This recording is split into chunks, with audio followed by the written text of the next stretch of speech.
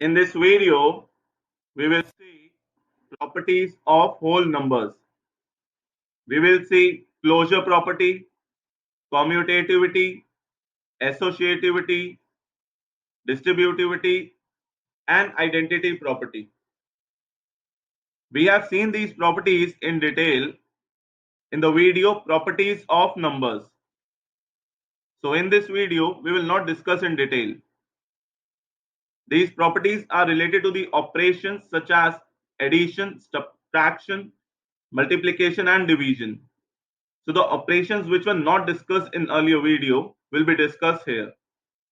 But all the properties will be touched in terms of whole numbers. First, we will see closure property. We have already seen that if doing an operation on the member of a set, the result we get also belong to that set in all cases of that operation, then that set is closed under that operation. Now we have whole numbers which include 0 and set of counting numbers starting from 1. So first let us see the addition operation.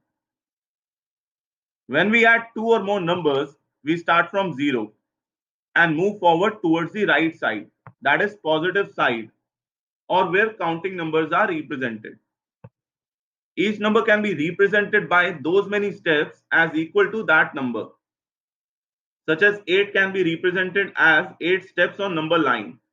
And then when we add another number, we again move on the right side. So by adding 2 or more numbers, we would be arriving at a counting number.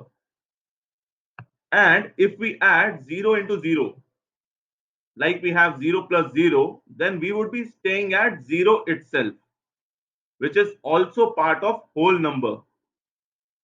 So we can see that in addition operation of whole numbers, we would always be getting a whole number. Either we would be getting 0 or any counting number, which is part of the whole number. So that means whole number are closed under addition operation. Now let us see the subtraction operation.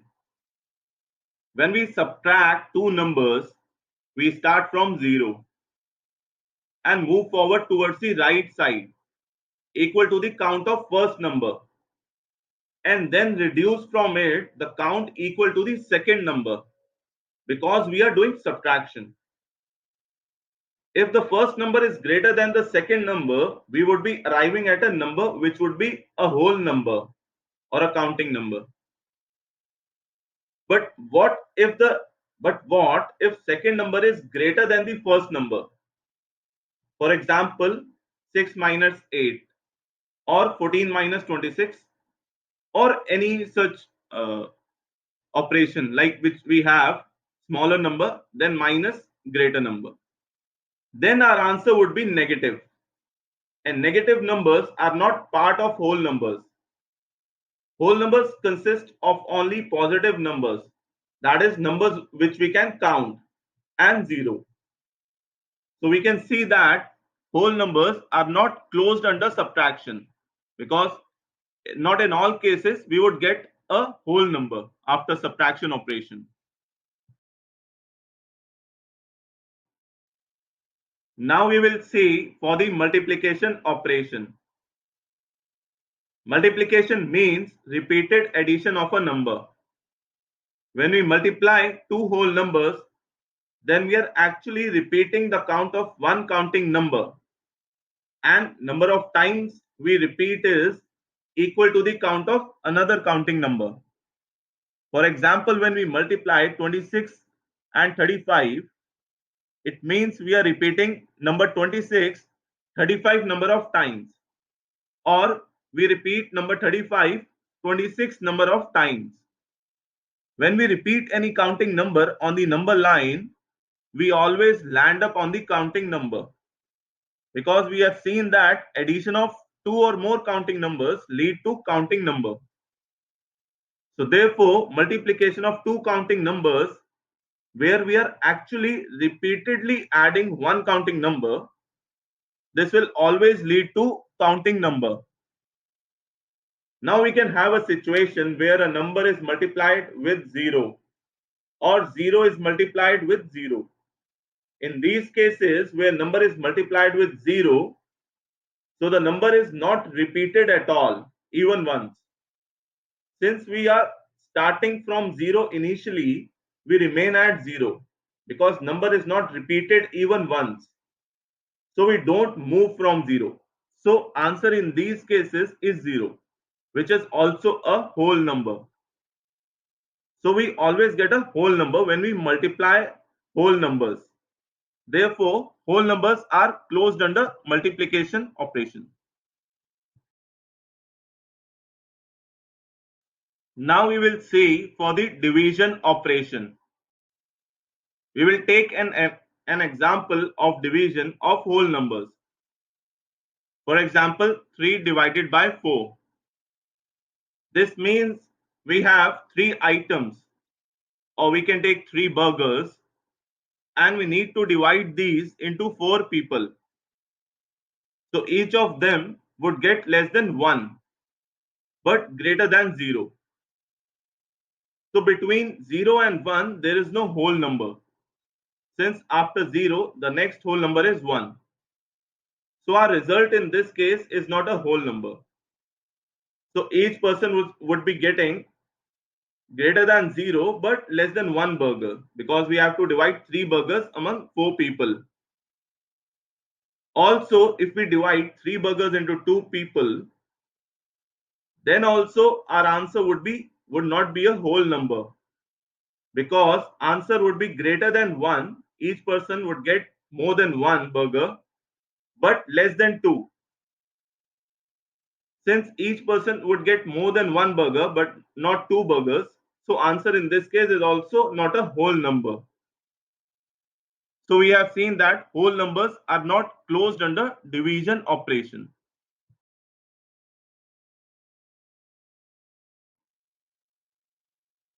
So summarizing the closure property for whole numbers are closed under addition and multiplication operation, but not closed under subtraction and division operation.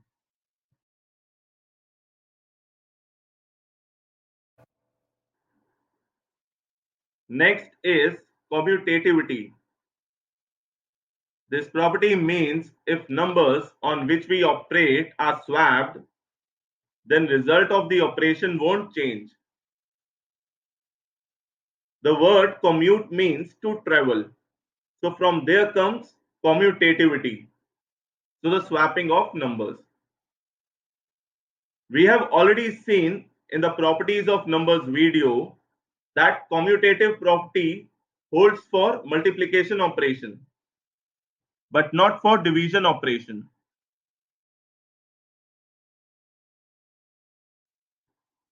Now we will see whether commutative operation holds for addition or not. Let us take an example of addition of two numbers. So we have 3 plus 10.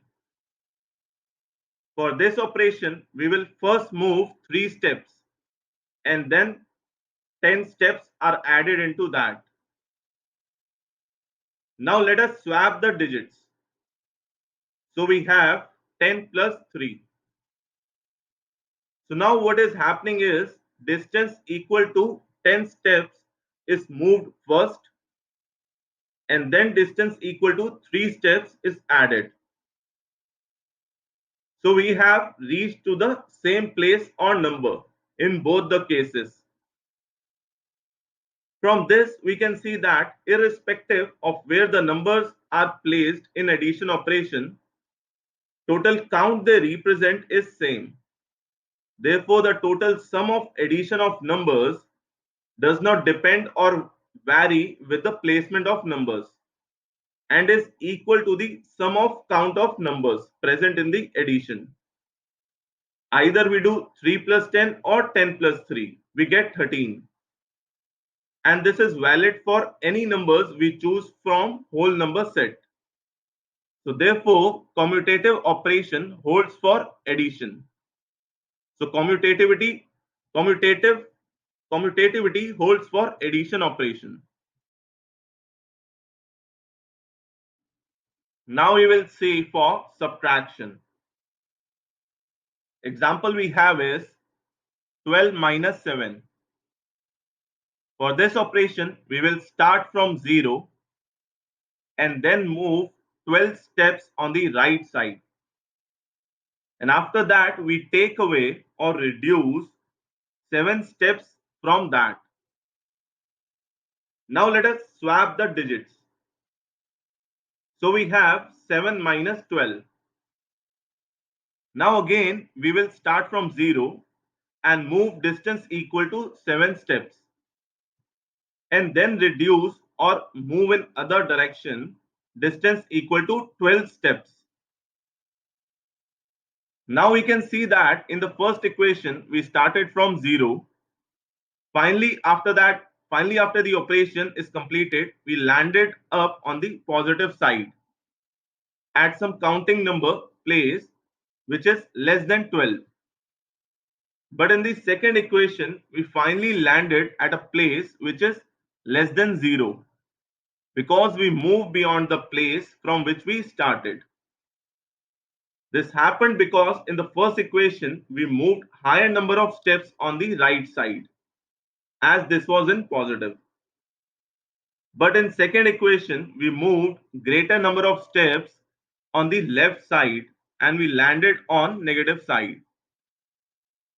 So we can see that commutativity does not hold for subtraction operation. As swapping the digits, we get different answer.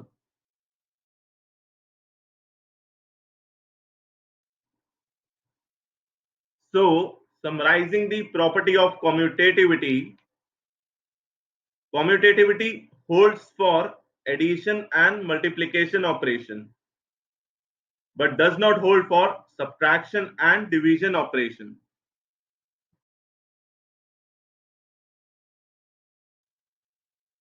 Next is associativity. Associate means grouping. And associativity states that when the same operator appears in a row, then regardless of the way numbers are grouped, result is same.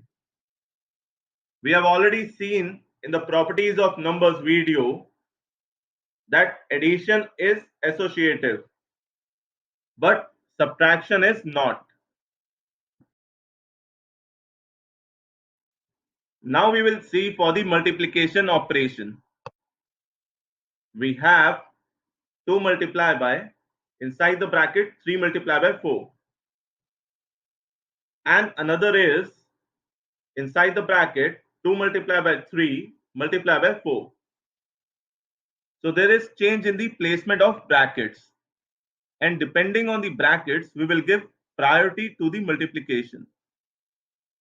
In first case, we will first multiply 3 and 4. Let's represent the count in terms of stars. So that means when we do 3 multiplied by 4, 3 stars would be repeated 4 number of times. Also, we have seen that multiplication operation is commutative. So 3 multiplied by 4 is equal to 4 multiplied by 3. So instead, we could have represented it as 4 stars 3 number of times. So now we have 3 stars 4 number of times. Now we need to multiply this with 2. So we will repeat this whole one more time as one time is already present.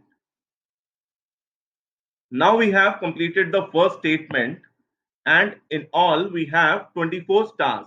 We can count them. Now let's look at the second statement. We have to first do 2 multiplied by 3 as this is inside the bracket.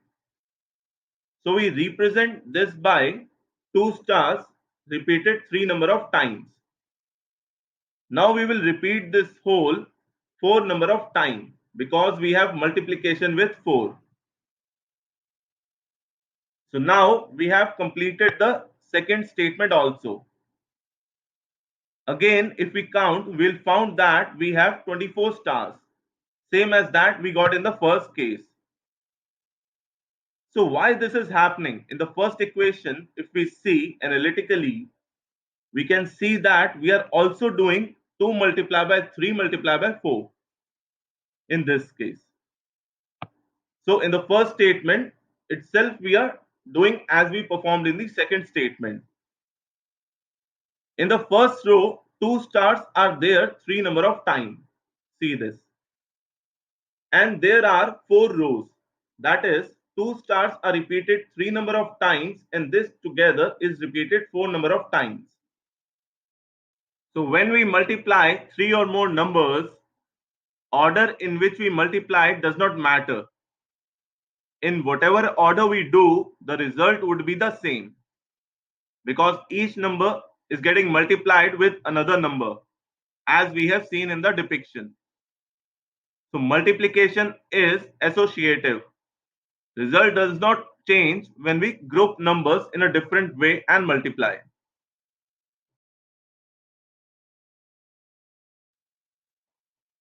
Next we have division operation. So the first statement is 8 divided by, inside the bracket, 4 divided by 2. And second statement, inside the bracket, 8 divided by 4 and then divided by 2. So there is change in the use of brackets in both these equations. So let us first see the first statement. So we will operate the operation inside the bracket first. So first we will operate 4 divided by 2. So when 4 items are divided among 2 people, so each one would get 2. So when we solve this statement, it becomes 8 divided by 2, because we got 4 divided by 2. When we do 4 divided by 2, we get 2. And when we further solve this, when we divide 8 items among 2 people, then each one would get 4 items. So since each person is getting 4 items, the answer would be 4. So when we solve the first statement, our answer is 4. Now let us see the second statement. So first we will operate 8 divided by 4, as this is inside the bracket. So when we divide 8 items among 4 people, so each one would get 2. So our answer would be 2. So inside the bracket we have 2, that is divided by 2. Now we have to divide 2 items among 2 people. So each one would get 1. So the answer is 1. So in both these statements, we got different answers. So we got different result because due to brackets, there was change in the division pattern. In division operation, numerator is interlinked with the denominator. In the first case, 8 items were divided among the 2 people. But in the second case, these 8 items were divided among 4 people. So since due to different grouping in each equation, we got different answer because groupings were different. So this means division is not associative, as result change when numbers were grouped in different way.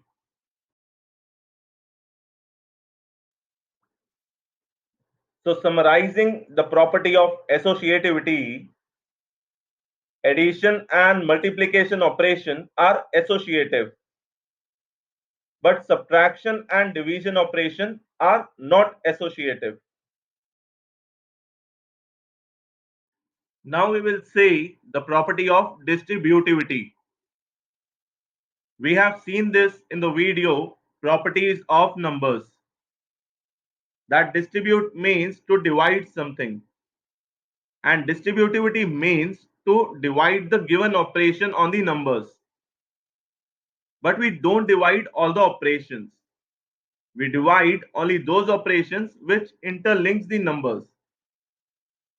We have already seen in the previous video that since in the operation addition and subtraction, that in the addition and subtraction operation, numbers are not interlinked. Therefore, these operations do not get divided over the other operations. Over there, we have also seen the distributivity of multiplication over addition or subtraction. So for example, we have over here 6 multiplied by 4 plus 3 inside the bracket. So this can be expanded as 6 multiplied by 4 plus 6 multiplied by 3. So this is distributivity of multiplication over addition. We have also seen the distributivity of division over addition or subtraction. For example, we have inside the bracket 12 minus 9 divided by 3. This can be written as 12 divided by 3 minus 9 divided by 3. But in the division operation, we have seen that distributivity works only when we expand and split the numerator and not denominator. So this is distributivity, the property of distributivity.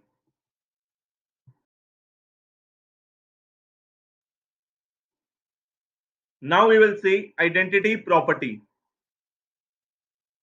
This we have seen in the earlier video, properties of number video. We have seen that 0 is additive and subtractive identity, because when we add 0 in any number, we get that same number. We add 0 in 1, we get 1. We add 0 in 0, we get 0. We add 0 in 7, we get 7. And it is also subtractive identity, because when we subtract 0 from any number, we get that same number. For example, we have 8 plus 0 gives 8 is equal to 8. So when we added 0 in 8, we get that same number, that is 8. And we have another example, 13 minus 0 is equal to 13. So when we subtracted 0 from 13, so we got again that same number, 13. And we have also seen that one is called the multiplicative and divisive identity.